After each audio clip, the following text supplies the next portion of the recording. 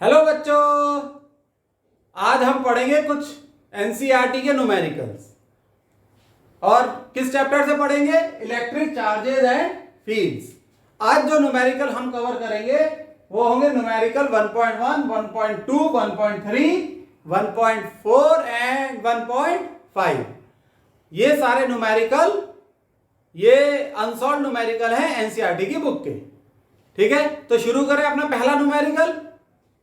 चलो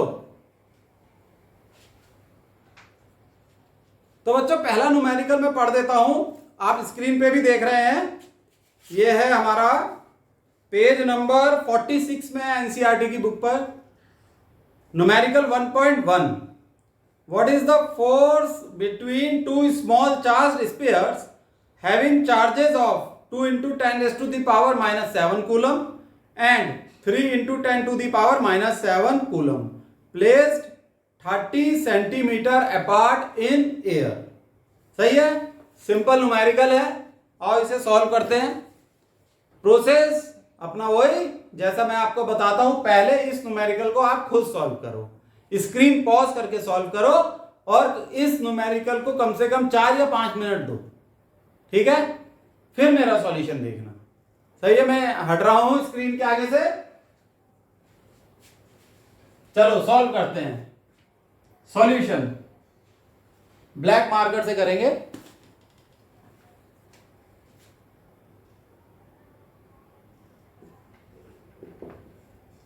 तो दो स्फीयर हैं छोटे छोटे, उनके बीच का डिस्टेंस है 30 सेंटीमीटर। इसको मीटर में कन्वर्ट कर दोगे तो 0.3 मीटर। एक स्फीयर पे चार्ज है 2 × 10⁻⁻7 कूलम, इसे Q1 ले लो। दूसरे पे Q2 चार्ज है 3 × 10⁻⁻7 कूलम। फोर्स पूछ रहा है F = 1/4 pi epsilon naught Q1 Q2/r²। ये इलेक्ट्रोस्टैटिक फोर्स है। चार्ज दोनों पॉजिटिव नेचर के हैं, इसलिए ये रिपल्सिव नेचर का फोर्स होगा। 1/4 pi epsilon naught की वैल्यू क्या होती है एयर में, इन वैक्यूम और एयर? 9 × 10⁻9, चार्ज 2 × 10⁻7 -7, ये वाला चार्ज रख दिया। फिर Q2 की वैल्यू रख दी 3 × 10⁻7 upon r²। r is 0.3। r क्या होता है? दोनों चार्जेस के बीच का डिस्टेंस। अब इसे सॉल्व कर लो और आपका आंसर आ जाएगा। तो आंसर आ जाएगा आपका 6 × 10⁻³ न्यूटन।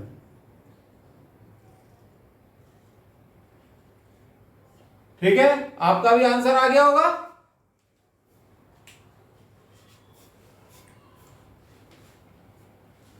तो बच्चों अब करेंगे क्वेश्चन 1.2, ये एनसीईआरटी की बुक का। ठीक है, तो ये क्वेश्चन कहता है, ये जो लिखा है, the electrostatic force on a small sphere of charge 0.4 microcoulomb due to another small sphere of charge -0.8 microcoulomb in air is 0.2 newton. What is the distance between the two spheres? ठीक है, distance निकालना है। What is the force on the second sphere due to the first? अब force निकालना है। तो करो इस क्वेश्चन को आप। ठीक है, स्क्रीन पॉज करके मैं आगे से हट रहा हूं। ज्यादा डिफिकल्ट क्वेश्चन नहीं है ये। ठीक है, इसे सॉल्व करते हैं। सॉल्यूशन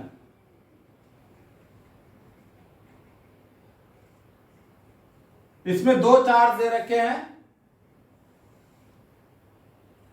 Q1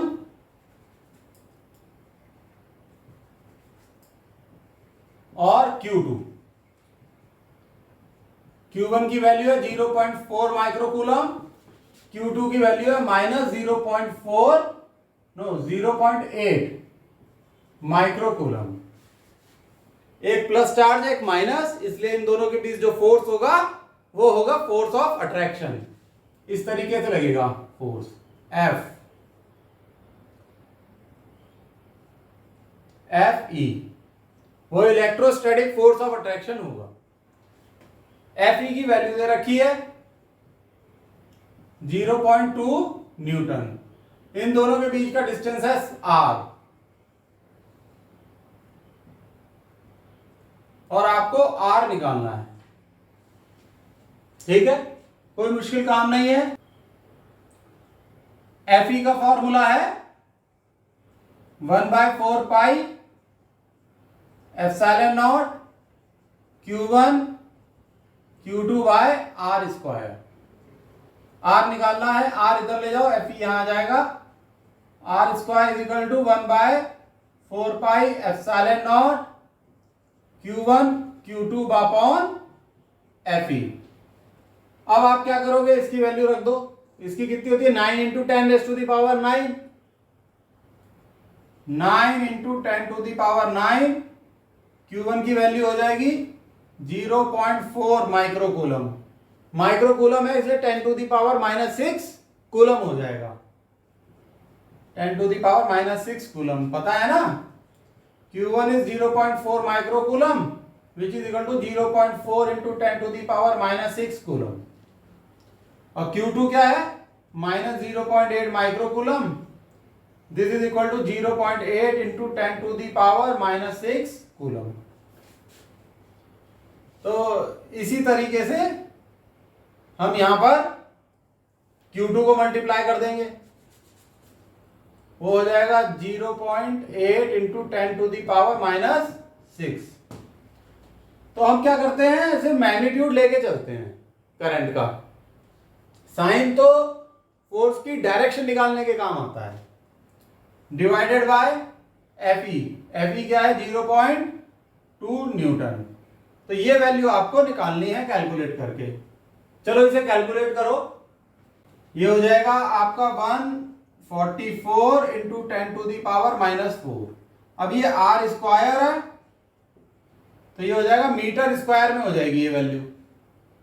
ठीक, तो आर कितनी हो जाएगी 144 का होता है 12 अंडर, अगर इसका अंडर रूट निकालोगे होगा 12 इंटू 10 टू दी पावर -4 का under root 10 to the power -2। ये आ गया आपका मीटर में। ठीक है, इसको आप ऐसे भी लिख सकते हो 0.12 मीटर, या ऐसे भी लिख सकते हो r इक्वल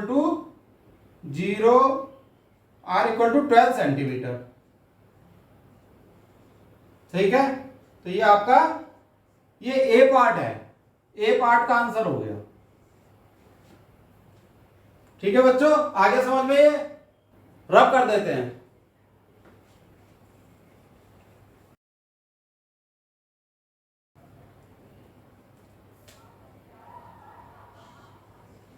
बी पार्ट, तो बी पार्ट में ये कह रहा है what is the force on the second sphere. दूसरे स्पेयर पे कितना फोर्स लगेगा। फोर्स तो सेम ही रहेगा, जितना फोर्स ये वाला स्पेयर सेकंड पे लगाएगा उतना ही सेकंड फर्स्ट पे लगाएगा, वो तो सेम होता है इलेक्ट्रोस्टैटिक फोर्स। तो ये लिख सकते हैं force on second spare is same, that is कितना 0.2 न्यूटन। बस इतना आंसर लिख दो, दैट इज सफिशिएंट। सही है।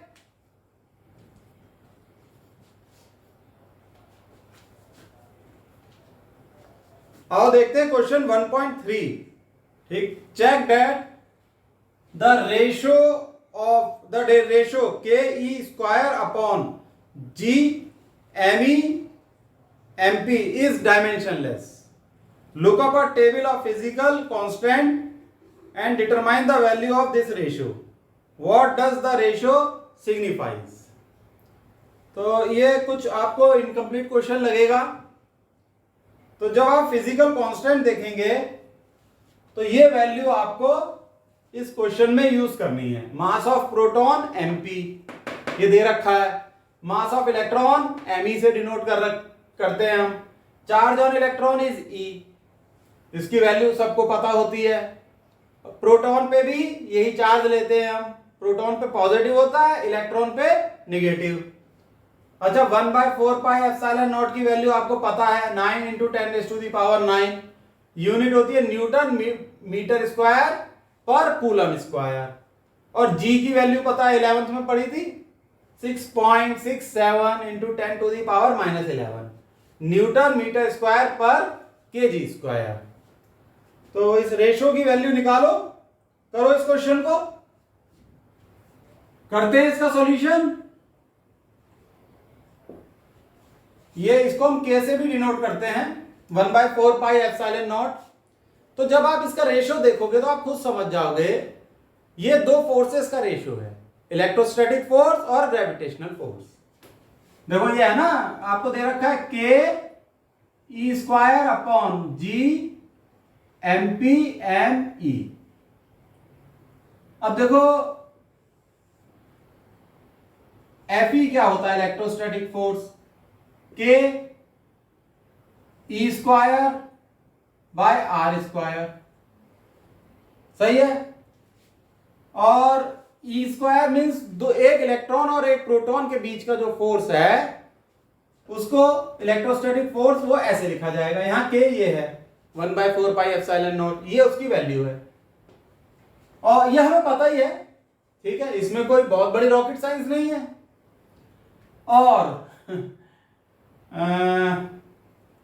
और एक होता है ये Fg ग्रेविटेशनल फोर्स, ये होता है आपका G MP/me/r²। अब आप इन दोनों फोर्सेस का रेशियो ले लो, ये वैल्यू आ जाएगी Fe/Fg it is equal to, जब डिवाइड करोगे Ke²/R² divided by G MP/me/r²। तो ये R² से R² कैंसिल हो जाएगा, सही है। तो आपके पास आएगा Fe/Fg equal to Ke²/G MP/me, यही सेम रेशियो आ गया।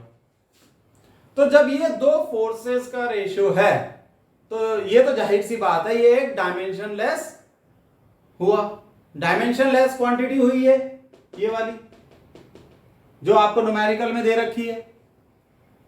अब आपको इसकी वैल्यू निकालनी है, वैल्यू निकालना भी कोई मुश्किल काम नहीं है, ठीक, इसे निकाला जा सकता है, सारे पैरामीटर्स हमें दे रखे हैं। चलो अभी आप इतना नोट डाउन कर लो, ये तो आपको यहां तक समझा दिया गया है कि ये एक डायमेंशनलेस क्वांटिटी है। अब इसे नोट डाउन कर लो, फिर इसकी वैल्यू निकालेंगे।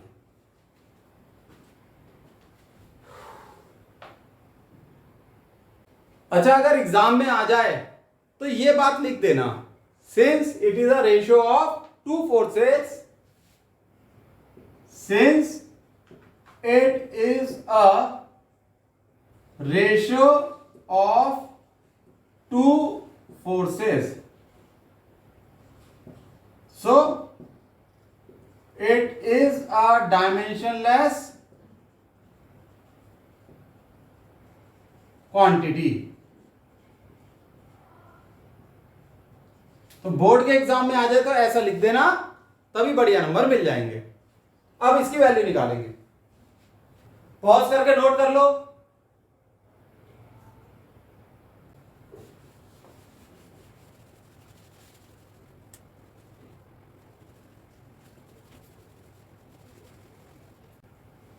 तो ये रेशियो दे रखा है आपको, Ke²/G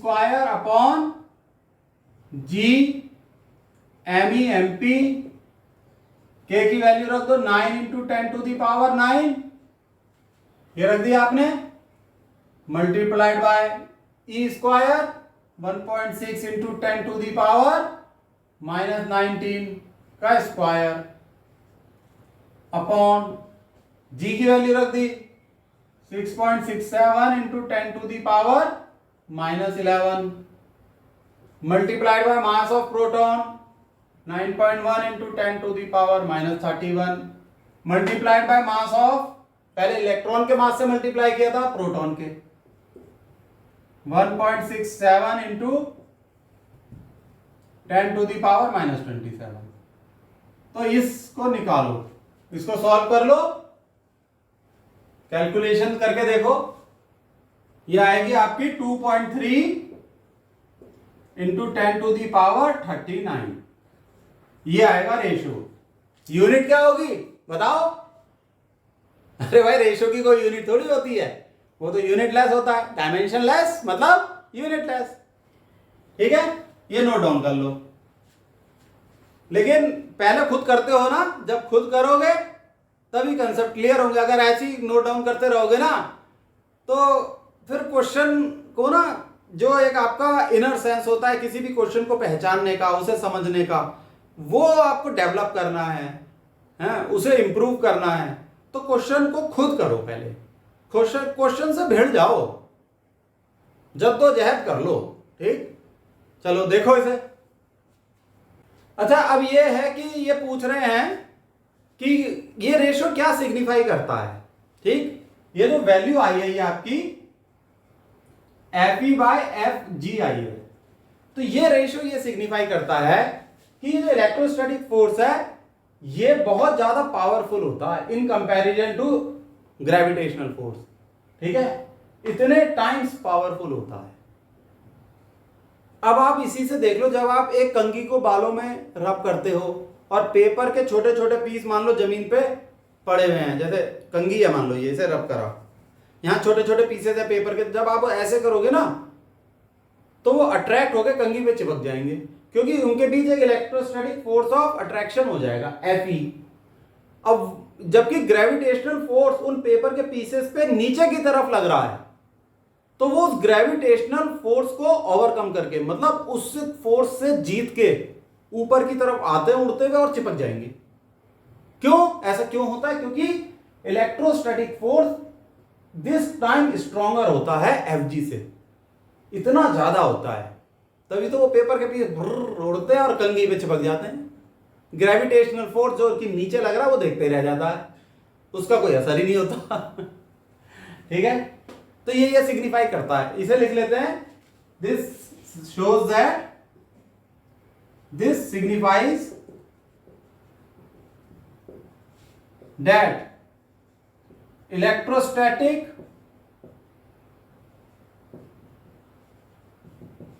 force is much stronger than gravitational force,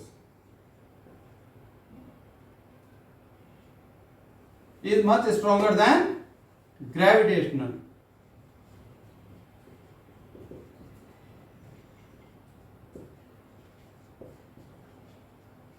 ठीक है, आ गई ये बात समझ में? करें अपना अगला न्यूमेरिकल, चलो आगे बढ़ते हैं।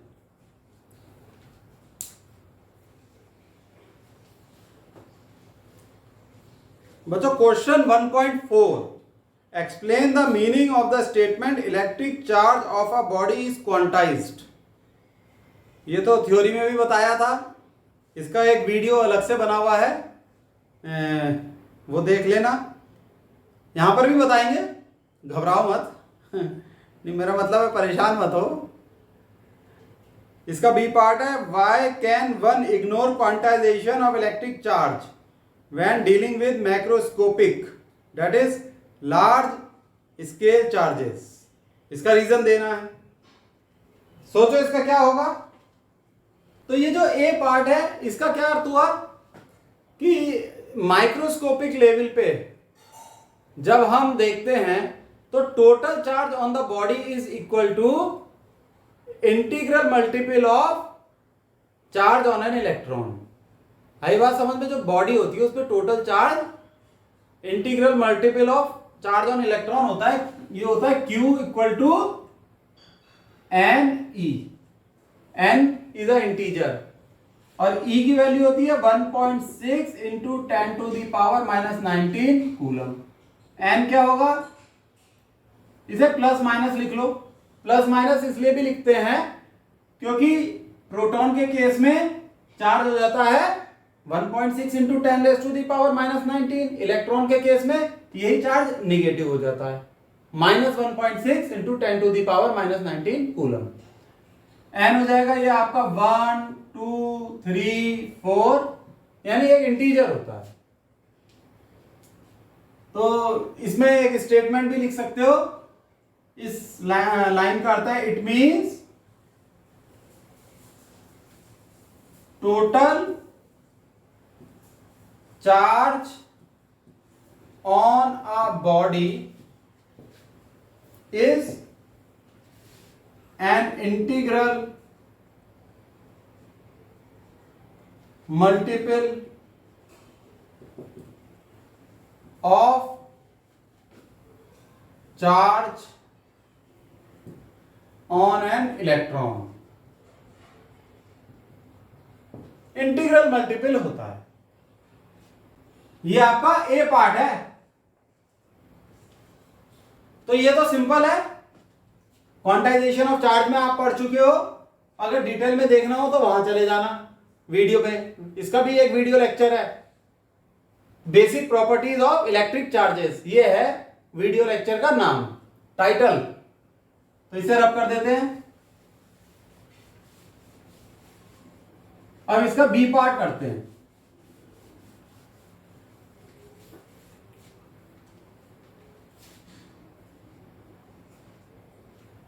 बी पार्ट ये कहता है कि हम क्वांटाइजेशन ऑफ चार्ज की थ्योरी को मैक्रोस्कोपिक लेवल पे इग्नोर क्यों करते हैं। मैक्रोस्कोपिक मींस लार्ज स्केल पे। लार्ज स्केल यानी एक ऐसा सिस्टम जहां चार्ज का मैग्नीट्यूड ज्यादा है। अब देखो इलेक्ट्रॉन के केस में तो चार्ज का मैग्नीट्यूड 1.6 इंटू 10⁻⁻19 कूलम होता है। -19 यानी कितना छोटा सा चार्ज है, इसलिए हम लगाते हैं charge equal to n e, एन से मल्टीप्लाई कर देते हैं। लेकिन जो मैक्रोस्कोपिक सिस्टम होता है वहां चार्ज का मैग्नीट्यूड बहुत बड़ा होता है इस वैल्यू से, तो वहां हम ये प्रॉपर्टी को इग्नोर कर देते हैं, वहां ऐड कर देते हैं फिर चार्जेस को। ठीक है, तो हम यहां ये लिख सकते हैं कि we ignore quantization of charge at macroscopic level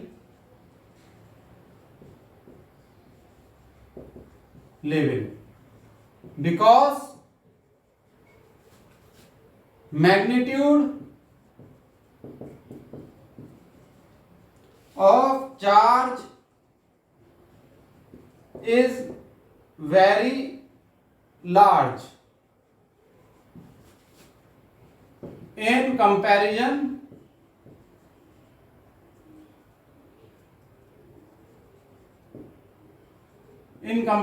to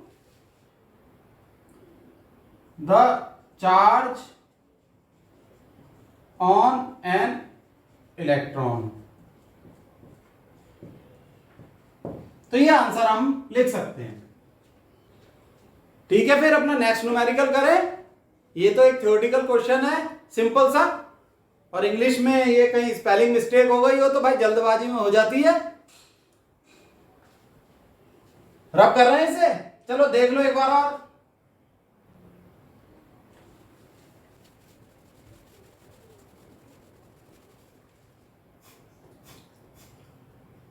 question 1.5, इसका भी थ्योरेटिकल आंसर है।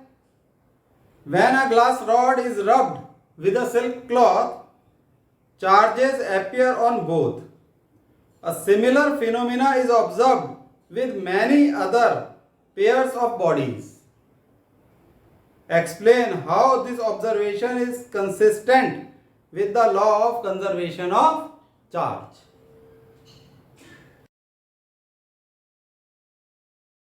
इसे आप ऐसे समझिए जैसे ये एक रॉड है, ग्लास रॉड, और ये सिल्क क्लॉथ।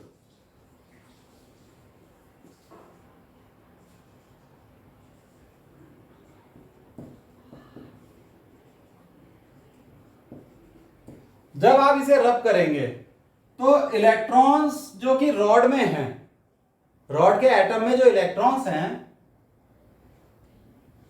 वो सिल्क क्लॉथ में चले जाते हैं जंप करके। क्यों ऐसा क्यों होता है कि जब रबिंग करते हैं तो इन इलेक्ट्रॉन्स को एनर्जी मिल जाती है। रबिंग करोगे तो हीट एनर्जी, हीट डेवलप होगी, उसकी वजह से इन इलेक्ट्रॉन्स को एनर्जी मिलेगी और इसके इलेक्ट्रॉन जंप करके इसमें चले जाते हैं। ठीक, तो जब यहां इलेक्ट्रॉन कम हो गए तो यहां पॉजिटिव चार्ज डेवलप हो जाता है, यहां इलेक्ट्रॉन्स बढ़ गए तो इस पर निगेटिव चार्ज डेवलप हो जाएगा। मान लो 1000 इलेक्ट्रॉन जंप करके चले गए तो यहां उतना ही पॉजिटिव चार्ज डेवलप हो गया 1000 इलेक्ट्रॉन की वजह से, और उतना ही निगेटिव चार्ज सिल्क क्लॉथ में हो गया। तो जितना पॉजिटिव चार्ज डेवलप हुआ उतना ही नेगेटिव। तो कुल मिला के इस पूरे सिस्टम का चार्ज क्या रहा, वो कंजर्व रहा। इसलिए इसमें law of conservation of charge का फिर कंसेप्ट लगेगा। यही बात हमें आंसर में लिखनी है। ठीक, तो इसे हम ऐसे लिख सकते हैं, मैं यहां लिख देता हूं। ठीक, when silk cloth is rubbed with glass rod, positive charge is developed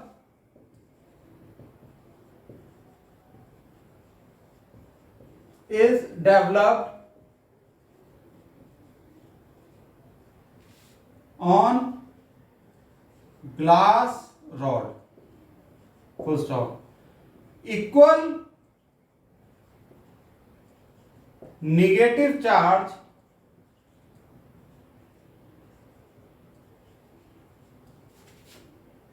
is developed on silk cloth.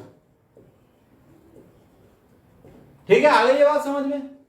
Therefore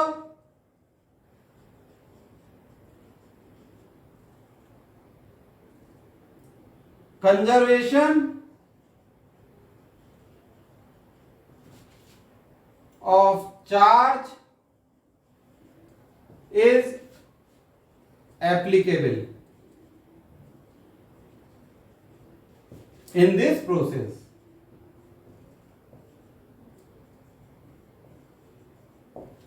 ये होगा इसका आंसर।